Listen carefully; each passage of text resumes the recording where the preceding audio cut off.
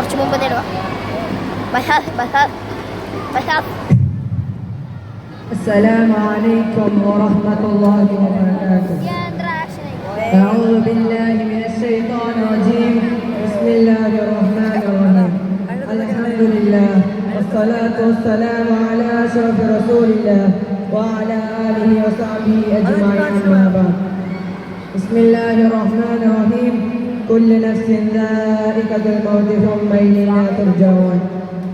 ബഹുമാനപ്പെട്ട ഉസ്താദുമാരെ, പ്രിയമുള്ള രക്ഷിതാക്കളെ, വിദ്യാർത്ഥി സുഹൃത്തുക്കളെ, നാം ഇന്നിവിടെ ഒരുമിച്ച് കൂടി അല്ലാഹു നമ്മെ സ്വീകരിക്കട്ടെ. നാം ഇന്നിവിടെ ഒരുമിച്ചതുപോലെ നാളെ ജന്നാത്തുൽ ഫിർദൗസിൽ നബി സല്ലല്ലാഹു അലൈഹി വസല്ലം തങ്ങളോടൊപ്പം നമ്മെ ഒരുമിച്ച് കൂട്ടട്ടെ. ആമീൻ യാ റബ്ബൽ ആലമീൻ. പ്രിയമുള്ളവരെ, നാം ഇന്ന് ജീവിക്കുന്നത് വലിയ ആർഭാടങ്ങളിലാണ്. നാളെ ഇതേ ലോകമുണ്ടാകുമെന്നും ഈ ചിരിയും കളിയും അനന്തമായി നീളുമെന്നും നാം വിചാരിക്കുന്നു. എന്നാൽ പ്രിയമുള്ള മുഅ്മിനീങ്ങളെ, ഒരു നിമിഷം ചിന്തിക്കുക.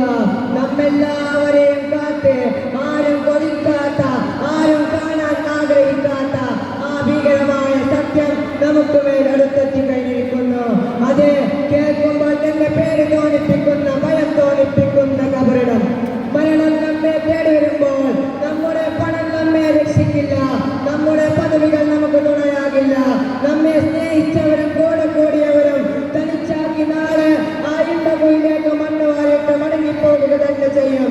ഹബീബായ റസൂലുള്ളാഹി സ്വല്ലല്ലാഹു അലൈഹി വസല്ലം തങ്ങൾ എത്ര ഗൗരവത്തോടെയാണ് നമ്മെ ഓർമ്മിപ്പിച്ചത്. ഇന്നൽ ഖബറ അവ്വല മൻസിലി മിൻ മനാസിലിൽ ആഖിറ ഫഇൻ ലം യൻജു മിൻഹു ഫമാ ബഅദഹു അയ്സറ മിൻ വഇൻ ലം യൻജു മിൻഹു ഫമാ ബഅദഹു അശദ്ദ മിൻ. തീർച്ചയായും പരലോകത്തിന്റെ ആദ്യത്തെ ഘട്ടമാണ് ഖബർ.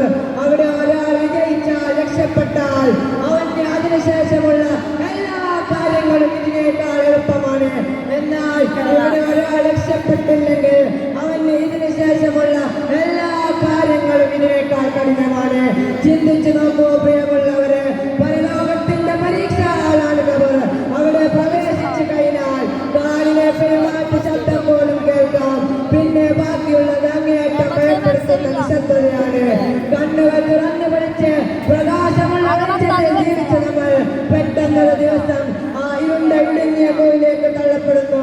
പുയൽ തിന്നുന്ന വായലുകൾ തകർന്നു പോകുന്ന ആ ഭീകരമായ ചിന്തിക്കുമ്പോൾ തന്നെ പേടി തോന്നുന്നില്ലേ? മണ്ണുകൾ